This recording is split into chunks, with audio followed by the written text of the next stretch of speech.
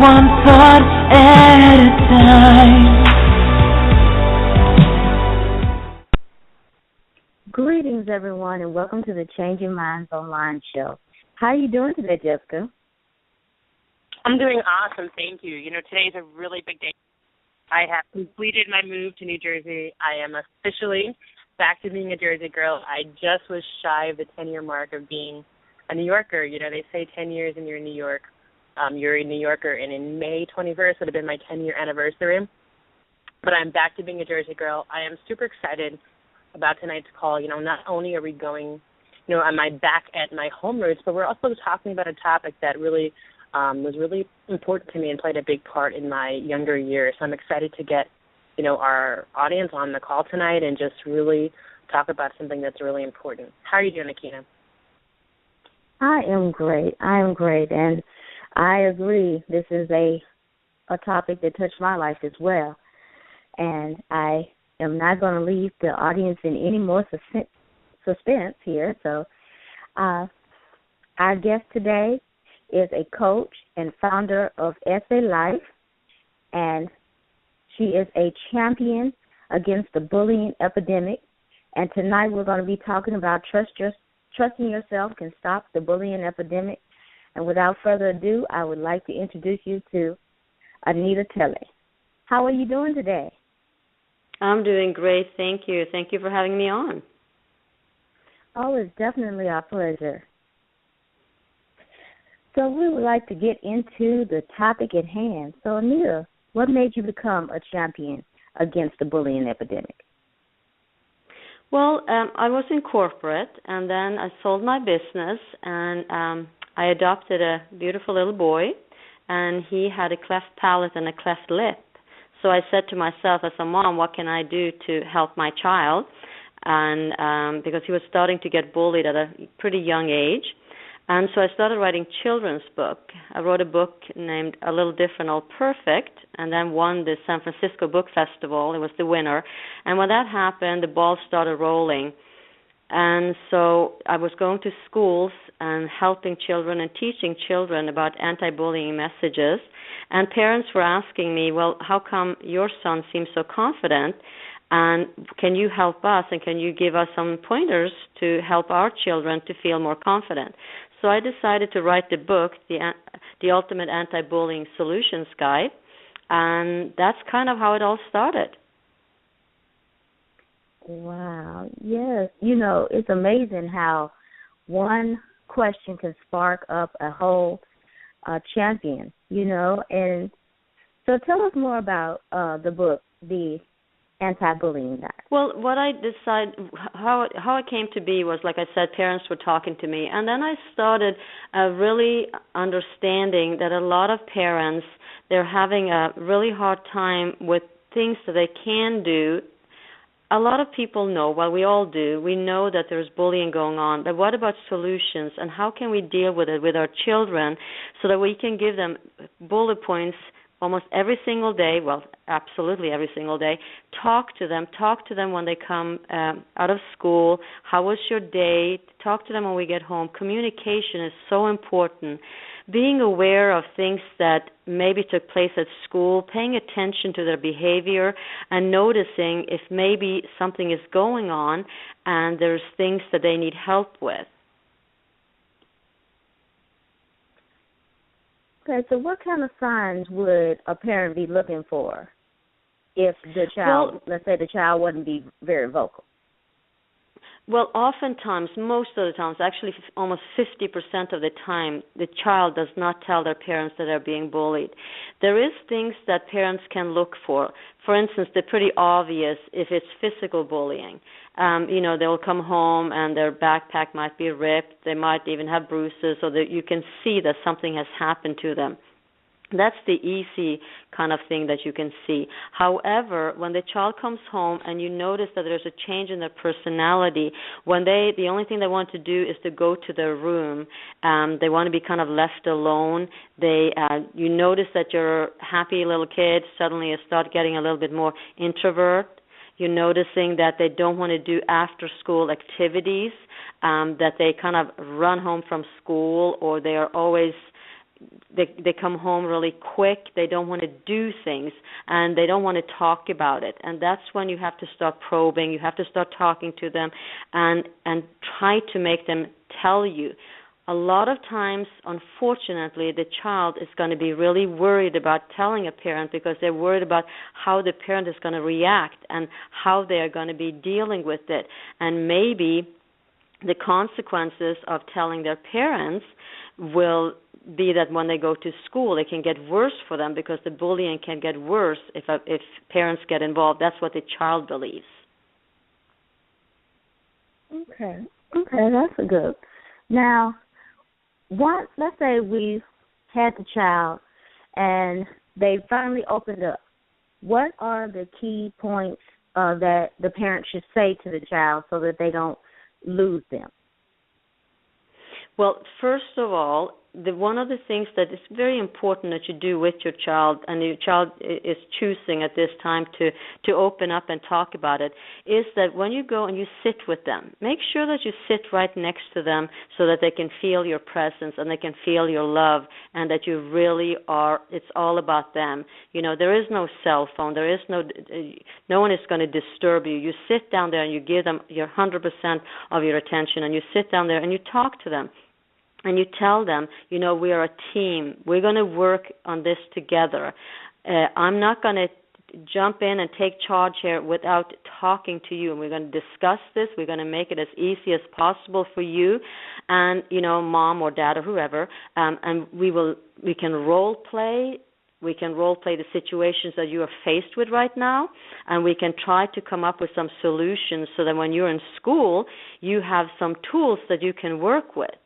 If that were not to work, you know, and you're still being bullied, then these are the other steps that we can do. We can go and talk to the principal. You just give them an idea of what the steps are that you're going to take, and the whole time make them understand and reinforce the fact that you guys are a team and you work together, and you're not going to just step in there, take charge, and just make their life miserable, which is a very big possibility if, you know, you don't involve your child. Role playing is a very, very good thing to do, because what you do with that is that you will work with your child and you kind of become the bully. You know, the child can look at you and say, okay, mom, dad, or whatever, so now you guys are like Peter the bully. And so then the child can use his tools and talk to you, and then you can say, you know what, I think you're doing a good job right there, but what about if you change the sentences just a little bit here and we can do it this way? And then you help them, because it's very important that the child is allowed to be themselves. Because when they go to school, if you step in and you say, this is what you tell them and you do it this way, that might not be your child's personality. They have their own personality, their own way of communicating. So that's why that you guide them, you help them, and you make sure that they feel comfortable when they go to school and is faced with a bully. Wow, that's some great advice, you know, on what to do if your child is being bullied. You know, what advice would you give to a mother who finds out their child is a bully? That the child is the bully? Well, the same thing. The child is a bully because there is something missing in their life. And there is something there. A lot of people think that the bully is this person that has a certain look to them that kind of jumps out from the bushes and beats you up on your way home from school. 50% of the bullies are actually come across as pretty, you know, self-confident and kind of know who they are. But there is something missing in their life. So if a mom discovers that her child is the bully, same thing, sit down with them and talk to them and kind of ask them, you know, let's talk about why this is and why do you feel that you need to do this? Because now, say for instance that a parent called them up and told them about this, or they heard it from the school, and then work with the child and also explain to the child kind of statistics too, actually, about, you know, the life of a bully is very, very difficult. The life of you know, I don't like to maybe call them bullies. We call them the child that does the bullying, because I don't want to attack their character. It's their behavior that we are looking at. And then explain to them the same thing. We love you. Mom and Dad loves you. Because even a bully needs to be shown that they are loved. And then start with them and explain to them the consequences of the choices that are making. And try to help them to see that and see what they can do. And when they understand, a lot of times their behavior change. That is true. That is true. So now, since we're talking about the child that does the bullying, what kind of programs or things can the parent do to put them back on the right path? There's all kinds of things they can do. If they start doing positive parenting, where what they're doing is they're paying attention to the things that the child is very good at.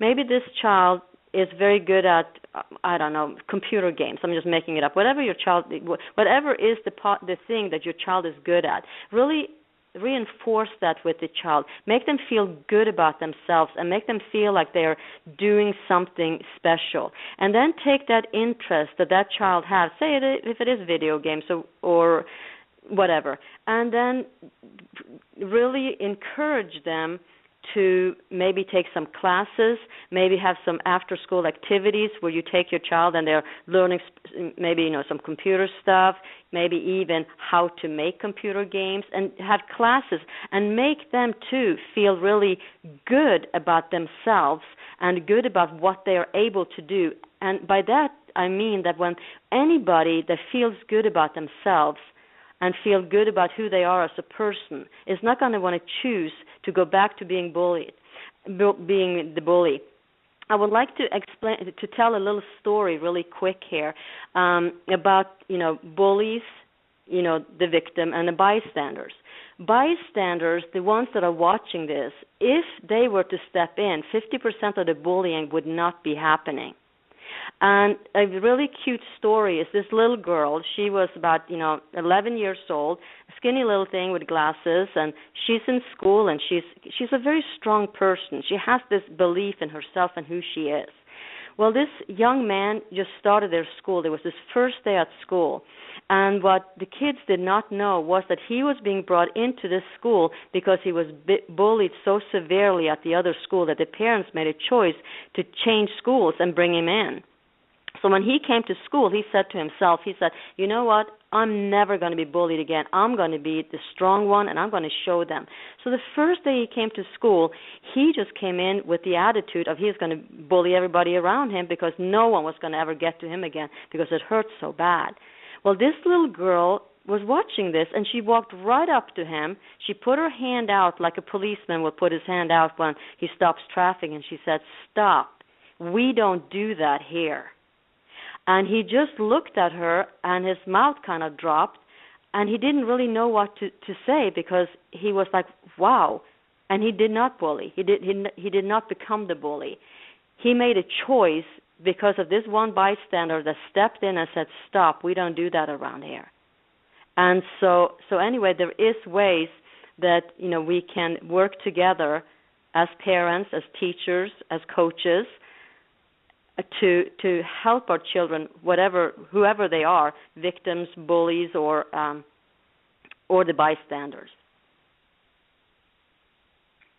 That was a wonderful story, and you bring up a very important point. We need to teach our children that they could play a part as a bystander as well. A lot of children are taught that if they're not involved, then they're not going to be a part. They're not going to stop anything because it's not their fight. But we need to teach our children that, it's okay to step in and help somebody out because they shouldn't want to watch somebody be, in a bad position. What do you think? Absolutely. And the thing that is very interesting is that we think that bystanders, that it doesn't affect them.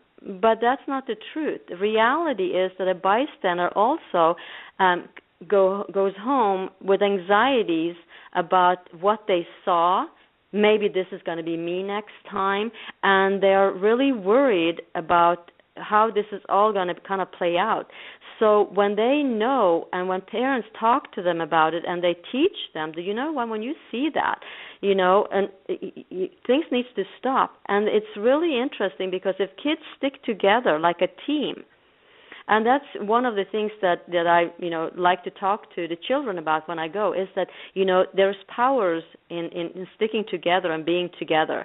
There's powers in helping someone. There's power in being a good example for someone. And like I said, a bystander has that power.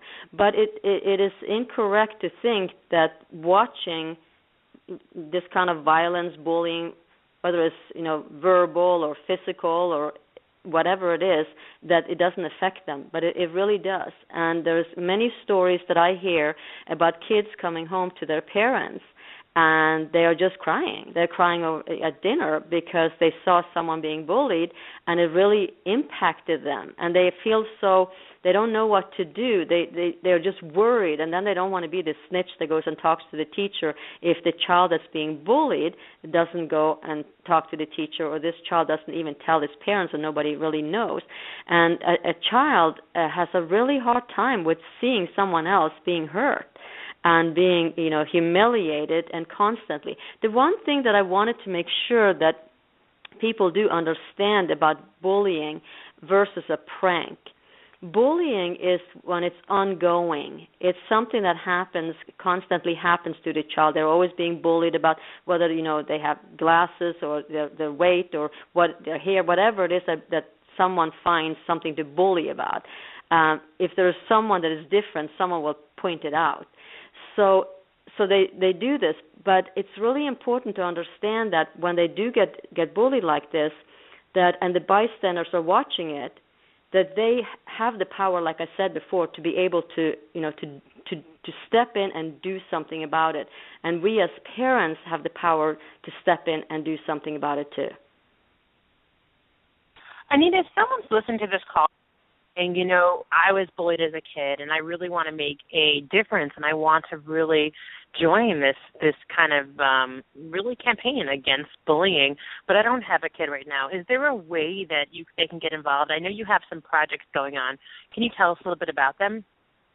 Oh, absolutely. Thank you for asking.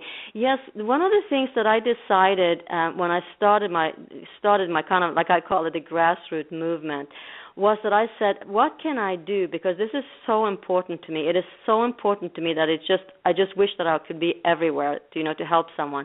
And then I said, well, what can I do to bring people in to help me?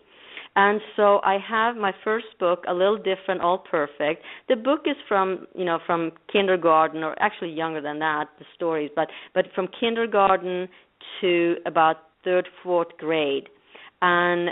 And this book here was the winner of the San Francisco Book Festival. And children really enjoy it. It's a story about a little, baby horse, and it's a cute little story. But what people can do, if they would like to help me, they can go to my webpage or send me an email. It's anitatellet.com, and you can send me an email from there. And what I will do is I will send them a book for free. It's a soft cover book with a kind of like an agenda or bullet points that they should talk to the teachers about. Call the teacher and ask, can I come in and read an anti-bullying book to your class, second, third grade, whatever class it is. And the teacher would say, well, of course, we would love to have you come in. And then when they get in there, they read the book, and then they talk to the children and ask the children, how do you feel about this? And the most amazing thing that happened to me when I started doing this is that the children are looking at you, and they are so open, and they go, wow, I never really thought much about the words that I was choosing to use, and I'm not going to do that again. And when that happened, it just made me feel so happy, because I said to myself, my goodness, what about these children that I'm reading to right now, that they are learning something right here, so by the time they go to middle school, they will be nicer, and they will think twice about hurting someone else. And that just gave me this charge to just continue and to just go out there and really, really try to to help people, help families, help children, teachers to just do something about it, so that they have an opportunity to get my book for free. Well, thank you, Anita. That's really generous. And, it really shows us how passionate you are about your topic. And I know that this is the legacy you want to leave behind. For someone who's listening tonight, and a lot of people have the opinion, well, kids are just kids, and kids are say things, and as an adult you get over it. And I know myself that I was bullied as a child, and I think, Akina, you said yourself you were too. Why is it important, and maybe we can all contribute to this since we've all had some experience with bullying, even on a personal level, as to why it's important for someone to get involved? Well, it is really important to get involved, and I think I got a little sidetracked earlier when I was talking about bully versus a prank. Being bullied is something that happens, ongoing. A prank is something that happens one time, or it can happen a few times. Say if someone goes over and puts some popcorn down your shirt or something like that, or messes up your hair. That's a prank, but bullying is something that's ongoing. And one of the things it's kind of like a little warning that I would like to say, and that is that it's very important that we understand that the children that are being bullied, that are in schools today, that are being bullied, they hurt. They hurt really, really bad. And it's important for us as parents that maybe have a kid that is being, had a prank, done to them or something like that we don't go in and make a go into the principal's office and demand that my child is being taken care of because it's being bullied. Because actually that's happening, where pranks are being looked at like bullying. And so then again, say the strong parent that goes in and deals with it, now you deal with this right now, and the principal is going, okay, or the teacher is going, okay, well, let's deal with it, but it was just a little prank. And here's this child, and maybe it's the child that's being bullied, is falling through the cracks again because, schools only have so many teachers or so many hours that they can help. So let's be really sensitive and really question our child and make sure that what is happening is that they are really being bullied, and this is an ongoing thing. And if it is, deal with it. If it's a prank, then it's a prank. And we don't have to worry too much, about that, because pranks are going to happen forever. That is just part of kind of growing up. But it's not okay, and it's not part of growing up to have to be constantly bullied. That is something extremely ugly, something that has to stop, because it has an effect on the child later on in life. It is something they carry with them. I had a situation here a few months ago. I met this beautiful lady, and she was 24 years old, and she was telling me that she had been bullied so much during her school years that she didn't even know what to do. And she told me, you know what, Anita? She said, I'm 24 years old, and she said, and I'm questioning my value. I'm questioning, am I a valuable person? Because she goes, I'm still having insecurities about it. And so it was just really tough and really hard to look at her. I gave her a big hug, and I told her, I said, you're beautiful just the way you are, and I said, let's talk about it. And we had a private conversation. We talked for quite a while about things that she can do.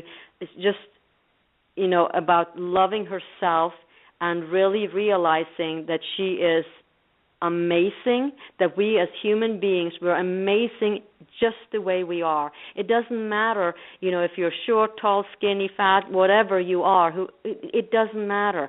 You are a wonderful person just the way you are, and we need to really enforce that in our kids so that they understand how special they are. Because when they understand how special they are, how wonderful they are, they start wanting to share that with others, and goodness and love and hope can grow. And it's so important. One of the things I teach children, as I said to them, I said, you know how a snowflake is so beautiful? And some of them have seen a snowflake, a lot of them hasn't, but some of them have. They've at least seen pictures of them. And I said, they're all unique. They're just that way, special, just the way you are. And you should just see their eyes. They just light up, and they're just like, wow, because you have to really encourage them to know how wonderful and beautiful they are, because they all are. And we all, as human beings, have a right to have a wonderful life, and no one should be allowed to take that away from us. Oh, wow. That was powerful. That was really powerful. You know, and I totally agree. You know, as a child, I was bullied to the point where I just stopped talking. I didn't believe anybody was interested in what I had to say. And my mother would always tell me, if you saw yourself through my eyes, you'd be totally different. And it took me until I was in my 30s to see it her way, because I was still back there when I was a child being told that I wasn't worth anything. That's right. You know, and so I totally applaud you for being a champion against bullying. Any child that we can save and doesn't have to go through that kind of pain and that type of anguish is, you know, above the moon and the stars. We really, really need to come together as a force, as a community, like we used to back in the day, and raise the children like a village and let them know that they're loved. I truly applaud your mission. Thank you. And one of the sorry, I just want to say that, you know, I was also bullied as a child, and, you know, it's really interesting, Akina, that you say that you learned to see yourself the way your mother saw you. You know, for me, I learned to see myself the way God sees me. And for me, it was really in my mid-20s that I was able to release kind of the bullying as well. And, you know, it can be very harmful. And they say that when you're at a very young age is when you actually develop your beliefs about yourself. Some people suggest as early as, you know, your 5 to 7 years is when you're actually developing the limiting beliefs you'll have, or your ego self, all the way into adulthood. So, you know, but it can be corrected, and it's really important to know that if you're listening to this call and you were bullying, that you really do have the power to change that as well. And, you know, you don't have to internalize those effects anymore. And Akina and I are proof, too, that, you know, you really can actually make that change. But we do want to, you know, really thank you for what you're doing, because it's amazing for, you know, if this helps anyone, if this helps children stop being bullied, it's really powerful and definitely a worthy cause. Thank you. And one of the things that I wanted to share with you really quick is that when I grew up in Norway, and when I was about 10, 12 years old, I started having, in those days, pen pals all over the world. So I had pen pals in South Africa, in Malaysia, in England, and in Australia, all over the world. I had over 90 pen pals at one time. And what that taught me was that it doesn't matter where you live, what color skin you have, what accent you have, whatever it is, we can all get along. And so one of the things that I work really hard with the kids and stuff like that is to have them understand cultural differences, and that it's okay, that we don't have to fear, you know, that. Because one of the things that we find is that, you know, you can be bullied for all kinds of different reasons. All kinds of different reasons, where you come from, you know, your parents, whether they're divorced, whatever it is, there's a reason to bully you for anything. Like I said earlier, where there's someone different, someone will point it out. And so it is really important that we as parents, because we are the mirror that the child sees themselves in. And so when we believe in ourselves, when we love ourselves, we love our kids, but we also love ourselves. They see that. And a really interesting story, and something that I would like everybody to really pay attention to, is be careful with the negative self-talk. My son pointed this out to me because I always told him, you know, honey, you just tell yourself, you know, and I told him, you know, these things about yourself, you're a winner, you're this, all these things. I even had a little poster that I wrote, you're a winner, that I glued right above his bed, so he woke up in the morning, he looked up and he saw that the first thing he saw when he got out of bed.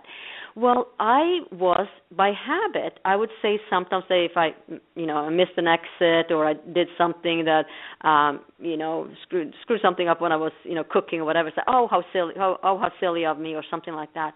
And this little guy comes over to me, he goes, Mom, please stop. And I said, what? And he goes, you told me not to do negative self-talk.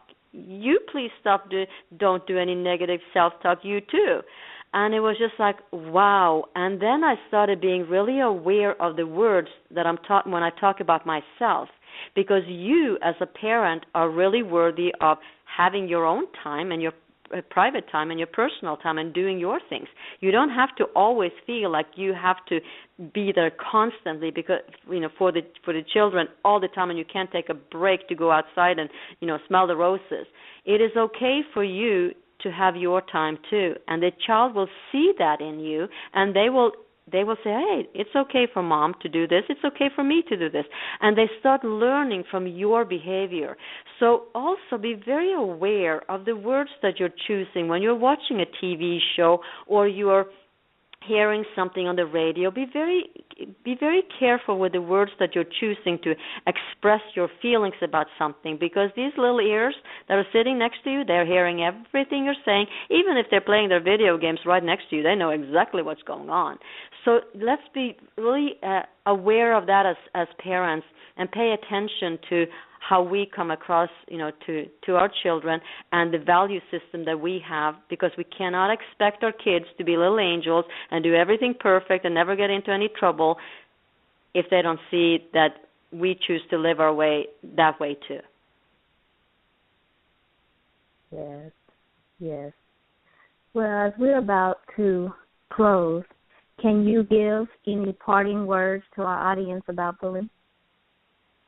What I want to say is that we, if starting a grassroots movements, there's so many people that are really aware of this. There is, a lot of all kinds of people, movie stars, whatever, are really trying to help out with this. You can find a lot of information on bullying even by just going to the internet. My book, the Anti-Bullying Solutions Guide, you can go on Amazon and find it there. You can read up on some of the reviews. I'm very proud of the reviews that I have. Has helped a lot of people. And I would just like to say that it can be overcome. There's a lot of things we can do. We can look at this and we can take charge. We can work together as parents, as teachers, and really stick together to help our children wanting to go to school, instead of really dreading it. 160,000 children doesn't go to school every single day in the United States because of bullying, and we can make a difference. We can change it. I would love to hear from anybody at AnitaTelle.com. That's ANITATELLE.com, and I know we can do it. We really need to believe we can, and we will accomplish it. Well, thank you so much for being on the show today, Anita. It was a great topic, and we had a wonderful time speaking with you. Thank you so much for having me. Thank you. Now, if you were touched by anything that Anita said today, find her show on ChangeYourMindsOnline.com. You can also find us on iTunes, Podomatic, Stitcher, Tuned In, and SoundCloud. Well, we want to end the call with we love you, and we are looking forward to speaking to you again on the Thursday Empowering Women series. Thank you so much again, Anita, for being our wonderful guest, and we look forward to wonderful things for you in the future. Thank you so much. Thank you, Anita. Have a great night, everyone. Goodbye, everyone.